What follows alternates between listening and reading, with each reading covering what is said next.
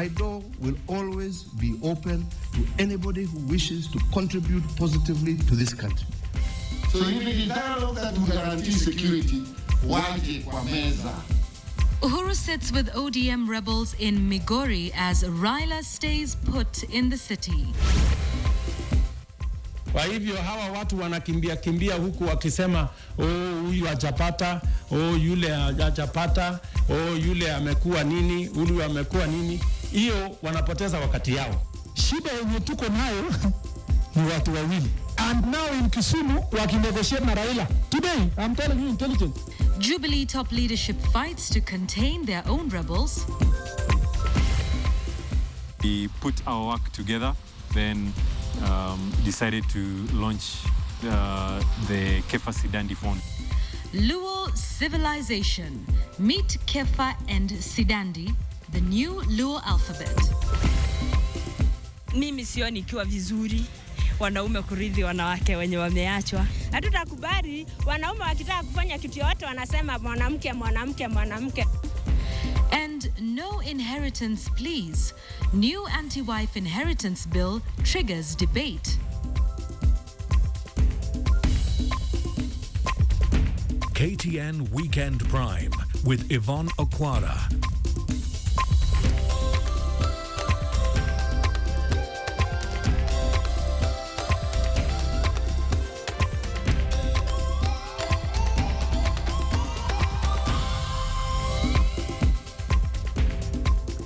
A very good evening to you. It is the 7th day of June 2014. Welcome to the program this Saturday evening.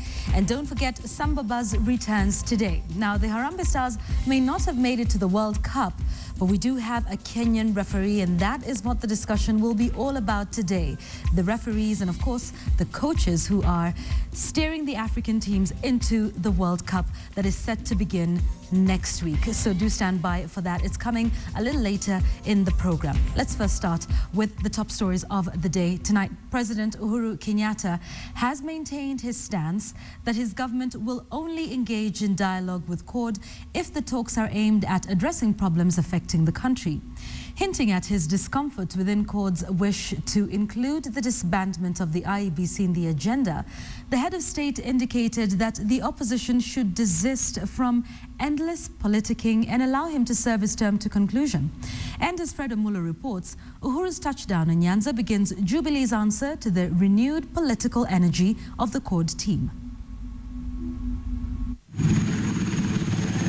Uhuru's first visit to South Nyanza as president came by the way of a funeral at Dalmas Otieno's homestead, one of the region's most controversial politicians. The occasion served as an opportunity for the region's leaders to push the national dialogue agenda that CORD has been championing for the last week. Kuketi na kushauriana ni jambo la ujasiri, sio uoga. Ni jambo la ujasiri ukiwa kiongozi. Na ukionekana umeketi hata wale mmepingana nao kwa siasa, utapata heshima kubwa hata kwa watu wa Nyanza. Kuketi tu na baba. Most ODM leaders gave the funeral a wide berth, considering that Dalmas has been at odds with CORD leader Raila Odinga and was hosting their arch rival. Speaker after speaker made it clear to the president that the proposed talks were harmless and for the benefit of Kenyans. You should not get anybody to fear dialogue. Let them come like they always did, and at the end of it, the government is supposed to be top. And if you are not top, we'll ask you many questions. We talked about consultations, and others are saying that in peace and in harmony, they want to come and talk to you in the absence of noise so that you can also hear and listen where they're coming from. Despite the charged atmosphere, Uhuru stood his ground and restated his Madaraka Day offer. Mimi siwezi kukataa kuongea na mtu yeyote. Uwe ni nani, kama uko na fikira ambazo zinatuwezesha kusongesha taifa letu mbele, karibu tuongee. Lakini yale ambayo wengine wetu hatuwezi ni ile ya kusema lazima kwa sababu sasa jameni, mambo ya uchaguzi umeisha, tunarudi kuongea nini? Situngojee uchaguzi mwingine.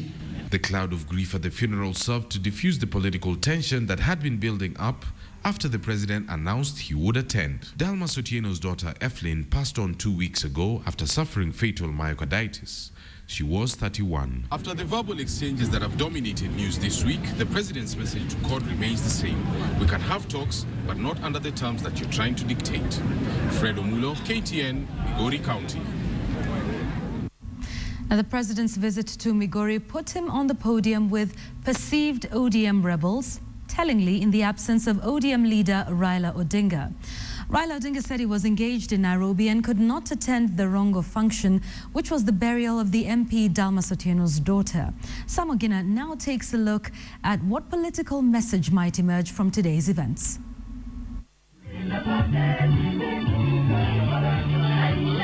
The final send-off of Rongo MP Dalmas Otieno's daughter might not have been a political gathering, but was full of political symbolism. The juxtaposition is President Uhuru Kenyatta's attendance and the region's crown prince Raila Odinga's keeping. The Rongo MP has openly rebelled against the former premier and his ODM party leader.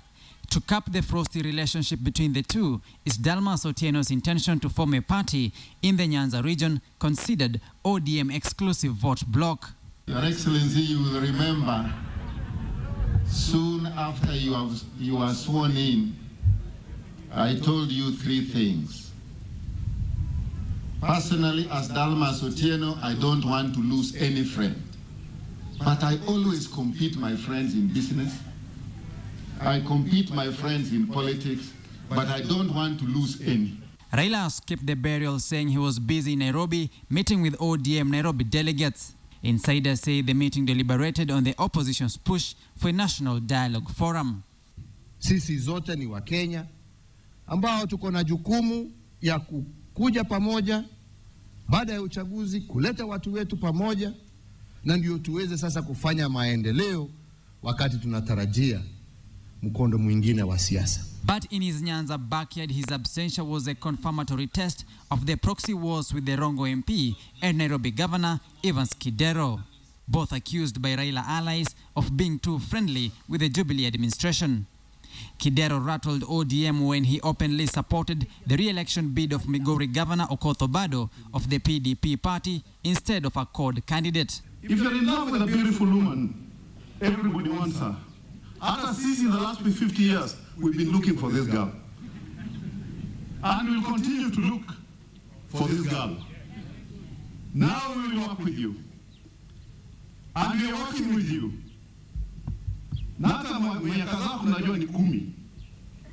A maximum. Insiders say Dalmas Otieno's proxies have already registered a new political outfit and that it's only a matter of time before the Rongo MP comes out of the closet.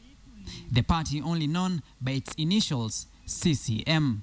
Mimi kama rais niko tayari kufanya kazi na wote ambao wako tayari waje tuungane kwa sababu ya maendeleo ya nchi hii yetu ya Kenya.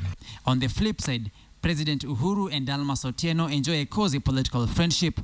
Uhuru appointed the Rongo MP as his personal envoy to the South Sudan peace talks in February, a move that rattled the opposition.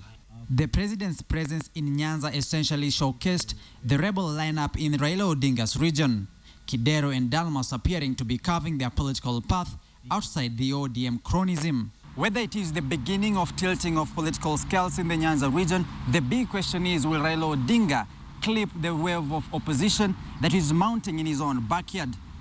Samogina, KTN, Nairobi. Meanwhile, Deputy President William Ruto says disgruntled URP politicians who are often complaining that the party has been shortchanged in the Jubilee coalition should stop wasting their time.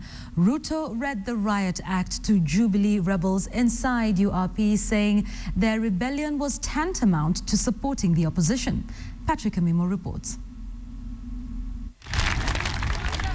The Kapsawar fundraiser in Elgeyo Marakwet County brought the Deputy President and other URP politicians together, providing the platform for yet another warning to URP members who have been grumbling inside the Jubilee coalition.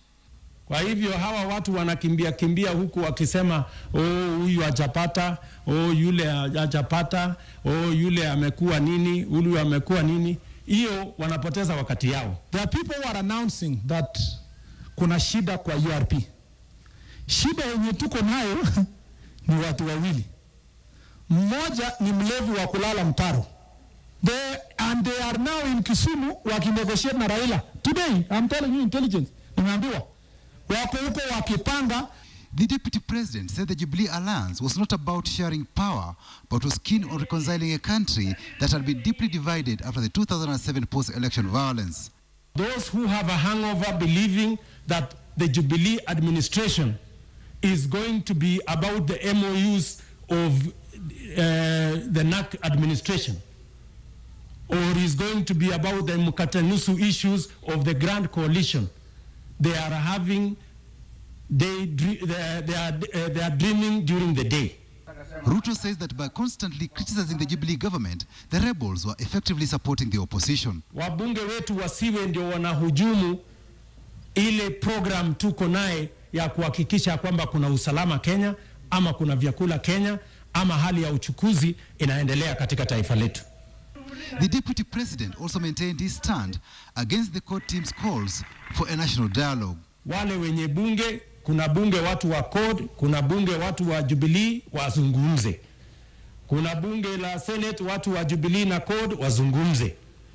Wale hawana mahali pa kuenda wanaweza kutafuta rais ama watafute mimi, tutawazungumzia kando. Vice President, former Prime Minister, they are missing government. They are hiding behind national dialogue kutafuta quota mkate. Si hata nusu mkate Deputy President, kwa sababu wanajua tuko wengi ndani huko wanatafuta tu quota, especially ndugu yangu Kalonzo. But speaking in Vihiga County, the Amani Coalition leader Musalia Mudavadi urged the Jubilee and CORD politicians to be nationalists and stop hard-line positions over the national dialogue issue. Mimi nilipata nafasi kufanya kazi pamoja na Kofi Annan. Kama CORD na Jubilee hawasikizani, mimi naweza kujitolea niwasaidie ili wasikizane, tuache mfurugano katika Kenya. Ni wakati wa kukuwa nationalists. Jubilee washuke chini, waweke temperature yao chini. CORD waweke temperature yao chini. Patrick Abimo, KTN Weekend Prime. All right, let's move away from politics and into family matters. If the Protection Against Domestic Violence Bill is enacted into law, testing for virginity and forceful wife inheritance will be classified as domestic violence and will be punishable offences. It is a prospect that has drawn varied reactions as the implications dawn on members of the public. KTN's Wilkis Tanyabo has that report. The Protection Against Domestic Violence Bill 2013 contains a raft of recommendations, but it is its definition of violence that is now set to herald changes. In the Act, violence is defined as abuse that includes child marriage, female genital mutilation, forced marriage, forced wife inheritance, interference from in-laws, sexual violence within marriage, virginity testing, and widow cleansing. While all of these are contentious issues, it is the classification of forced wife inheritance and virginity testing as violence that is likely to rock the boat. Various communities are known to inspect girls before marriage, seeking to ensure that their virginity is intact. The question of whether the practice should continue elicits heated debate from both sexes.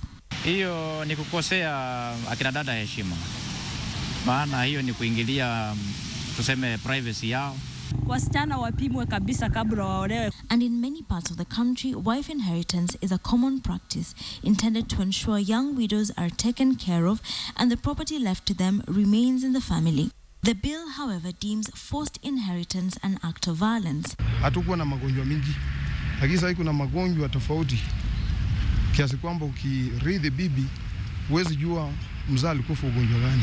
Siwezi nikaolewa na brother yake, hiyo ni dhambi kwa Mungu. Chukua ndugu bibi ya ndugu yako, hiyo iishe hata leo kama tarehe 7. The bill would allow victims of domestic violence to apply for a protection order.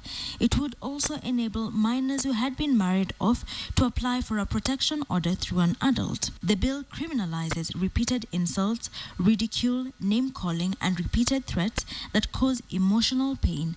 If enacted into law, it would empower police officers to arrest any person believed to have violated it. The bill is scheduled to come up for debate in Parliament next week. Bungeni wanaweza kupitisha ule mswada, lakini kule mashinani bado zikaendelea kukidhiri, manake zimekuwa kwa muda mrefu zaidi. Issues of culture have proven difficult to legislate in the past, and it remains to be seen how this bill will fare. Wilkiston Yabo, KTN in Nairobi. Right. Now, for the last few weeks, there has been quite some conversation about the Luo culture. Remember the Luo festival where they told us about Obama, Lupita, Adongo, and lately there is Divo Korigi, the only Kenyan lined up to play in the World Cup. Well, now someone seems to be taking it to a whole new level with a form of writing that would stand alongside world-famous writing systems such as Arabic and Chinese. And as KTN's Sharon Momanyi reports, the developers hope it can soon become, yes, that word again, a lifestyle. When you look at this script, you probably would dismiss it as one penned down in a foreign writing system. My guess is you'd categorize it with the likes of Chinese and Arabic characters. Only, it is not. In fact, what it is a newly invented type of a script, a Luo script to be precise, and the developer, Kefa Ombewa, says it will add to the efforts to completely do what he calls decolonizing the African culture. I was interested in making sure that African societies, and in this case particularly Luo, also have their own script. The Latinization of Luo is what he calls the project. The script opposes the Latin alphabet A to Z, which is used officially in Kenya and in many countries on the continent. For every letter in the Latin alphabet, Kefa has developed one in this script they call the Kefa Sidandi font, though his script has 33 characters in total, 7 extra characters from the Latin alphabet. I just sat down and decided how each character would look like. However, I had a guiding principle that words that sound the same should be written almost similarly. Though he started alone, Kefa met his partners in a very amazing way. I worked for over a year and a half alone. I was joined later by my friend called Will Were, who is an expert in artistic work. Until 2014, when Dr. Paul Sidandi was also working separately, without us knowing. He was working separately on numerals, okay? Luo numerals as well.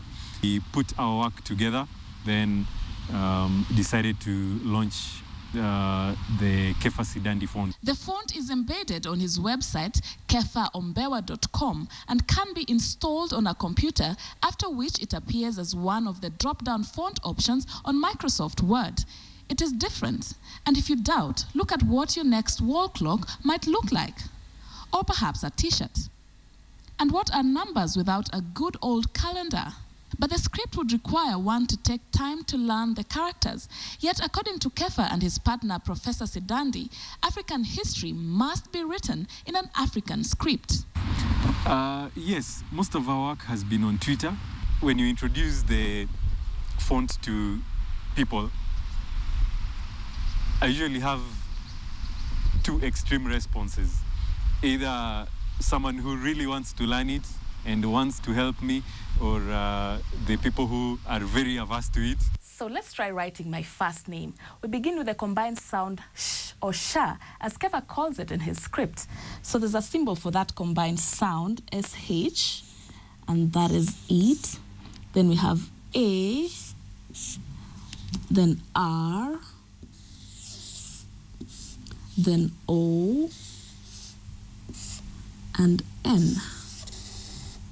This translates to Sharon.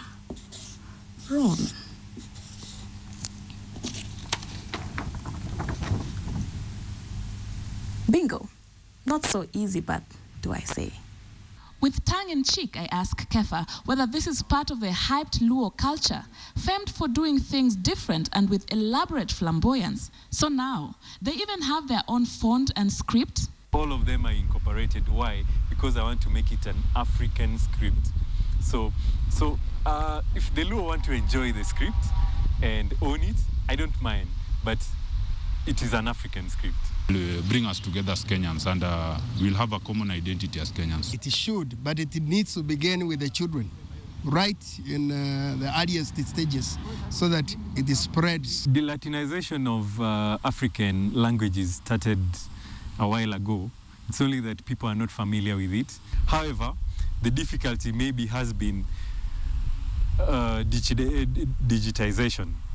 So this is why we went very fast into digitization.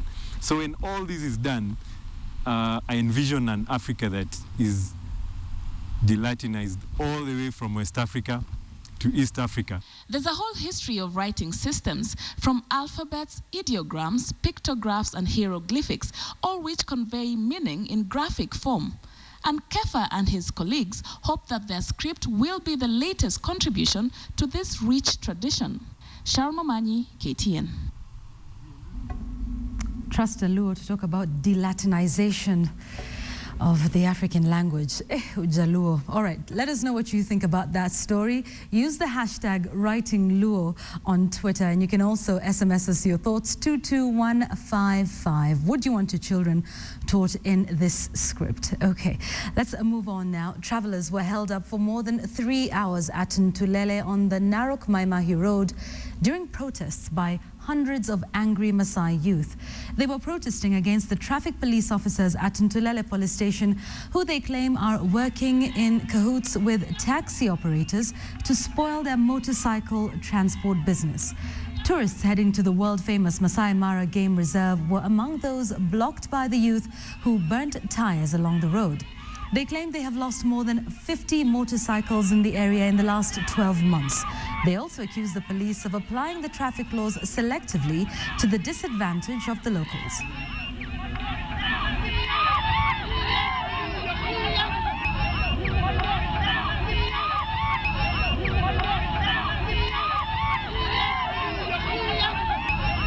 Watu wenye walikuja hapa sio wakaaji wa hapa ndio walituletea shida. Na shida hili ni hii. Walipokuja tulikuwa na kijana moja, alikuwa na driving license akapewa gari moja. Walienda wakaanza kuripoti ya kwamba alibeba watu excess. Kijana akashiko, aliwachiliwa juzi na akapewa bond ya 20,000. Ndio wakuja kilio ya kuwa Wasai hawezi pewa haki yao. Nilikuwa Wasai hapa, nilikuwa bodaboda, nikiingia hoteli nikunywa chai. Ninakunywa nikisimama, hata siwezi maliza kikombe. Kutoka pikipiki imeenda. We are now going to meet with them. We have their member of parliament here. We have their MCS. We are going to listen to their grievances. And if they are genuine grievances, we are going to solve them. From Ntulele, let's take you to Nakuru, where chaos erupted in the town early this morning as residents attempted to resist the demolition of structures erected around Afraha Stadium. County officials demolished iron sheet stalls as police officers stood watch. Angered by the demolitions, the residents engaged police in running battles, disrupting business for the better part of the day. Police officers lobbed tear gas canisters and fired live bullets to disperse the mob who had lit bonfires in all major roads leading to Flamingo, Kaloleni and Pangani estates. Nakuru County has in the recent past come under the spotlight over unplanned structures. Uko na wachuzi wadogo wengi sana, na ile kitu ambayo tunasema ama tunaambia Bwana Kinyozi Mbugua ni atengenezee wananchi wa biashara ward ama wananchi wa Nakuru County soko ambao ni ya kisasa, ambapo wataweza kufanyia biashara zao, na kisha wananchi hata wako tayari kuondoka kwa zile barabara na wataendelea kufanya biashara. Right, let's take a short break right now on KTN Weekend Prime. We have more coming up for you after the break. Just ahead on KTN Weekend Prime, so much like us, the almost human side of animals. You are watching KTN Weekend Prime.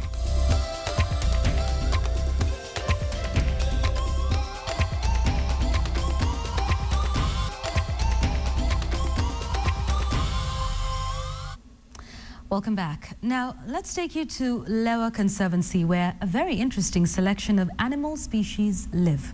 As KTN's Dorcas Wangira tells us, when one cares to spend time with them, these animals have mannerisms and emotions so much like human beings. Take a look.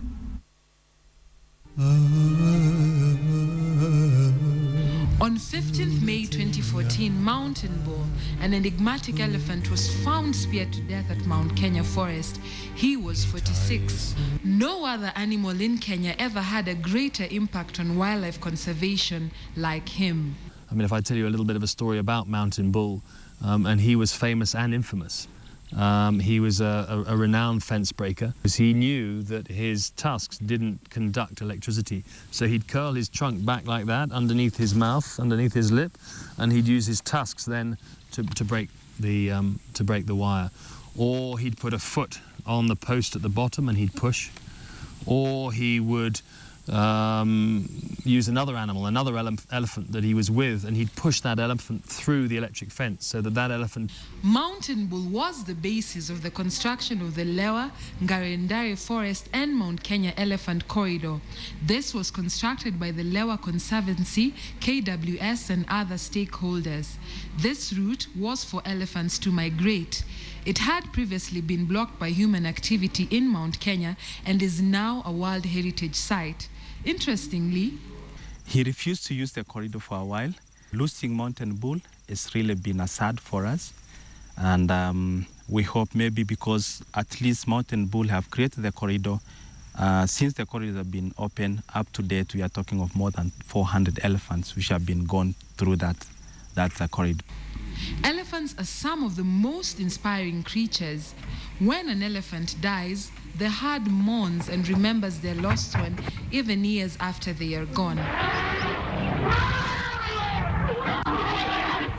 And the wild animals, just like us, can also be vulnerable, orphaned and helpless. Here in Lewa, they are 3 young black rhino calves below the age of 2. One of them is totally blind. His name is Nicky. We then have Hope, who's about 6 months younger than him, whose mother was shot and killed on an adjoining conservancy. Meet Elvis. This 6-year-old lovable black rhinoceros loves to turn on taps. If only he could turn them off as well. And as the threat of poaching continues to bite, conservation remains a high priority. At Lewa, they say that when Kenya loses animals such as this, the country does not just lose its heritage, it loses great lessons Kenyans could learn about themselves. Lewa Conservancy remains just one of the many conservation successes, but as is right now, conservation of wildlife is your responsibility just as well as mine.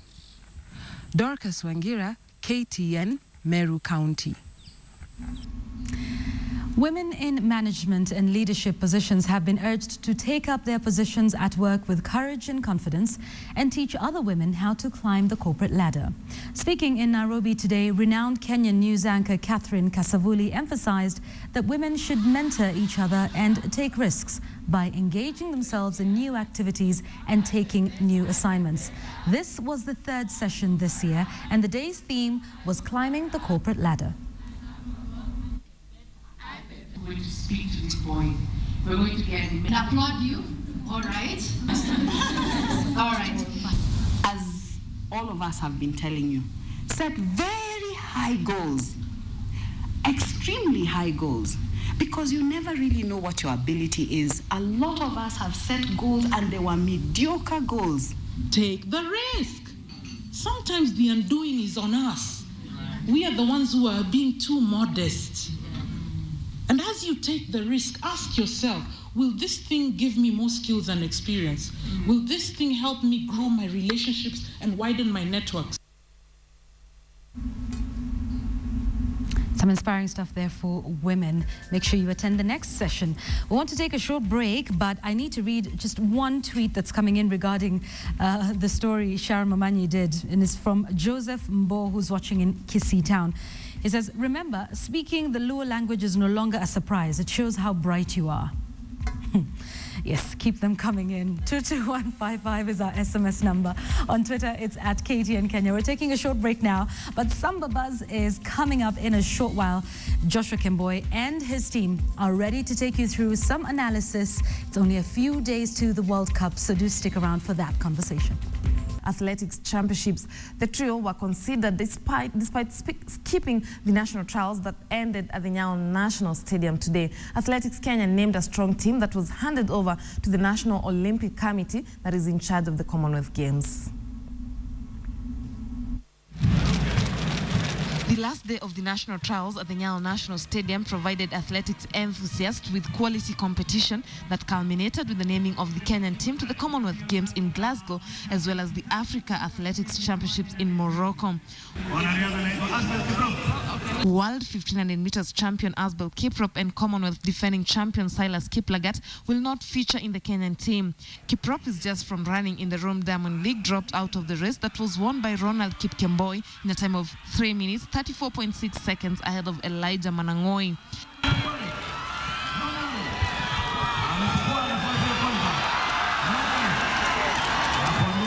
Tired. I checked in last night from Rome. And I'm like having jet lag, and I rest before yesterday, so I'm here to recover. But I gave my best. The 1500 meters women's team, however, saw familiar faces bag Glasgow tickets. Helen Obiri and Faith Chemgetich, who helped Kenya set a world record at the World Relays, will be joined in the team by Sela Japleting. What I'm looking forward to is to have a gold in Commonwealth, and hope God willing among to have it come next month. The 800 meters team will bring together Janet Chepkoskei, Eunice Sum and Agatha Jeruto, all of whom were part of the Bahamas team, while Ferguson Rotich and Evans Kipkoril made it to the men's team that will be strengthened by David Rudisha.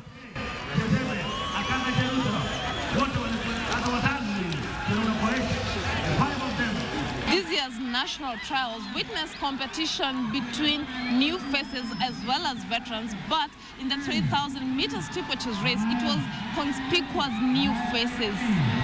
World and Olympic champion Ezekiel Kemboi is the only veteran steeplechaser who made the team to Glasgow via a wild card, while Jairus Birech and Jonathan Ndiku will complete the water and barrier team.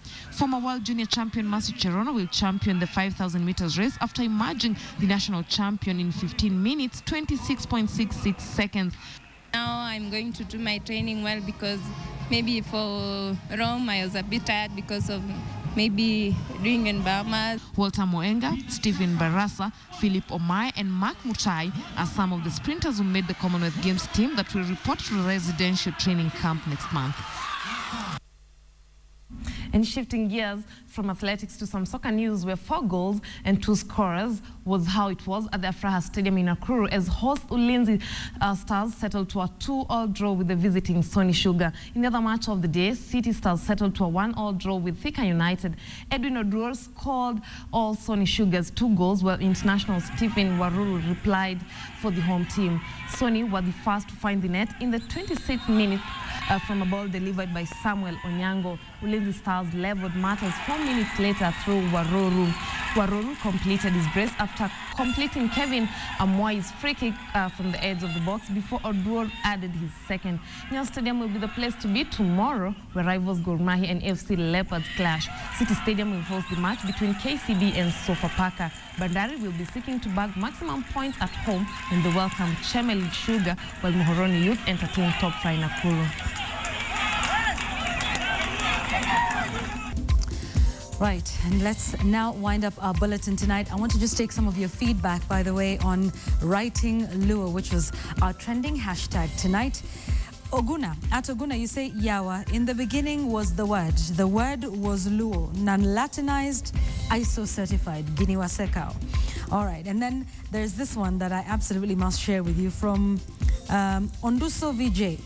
Luo isn't a tribe. It's a grammatical, phonetical, syntactical, morphological and semantical etymological mystery. Have fun with that one. Thank you so much for watching our bulletin tonight, and thanks also for your feedback. Have a good night ahead. We'll see you again tomorrow. My name is Yvonne Akwara.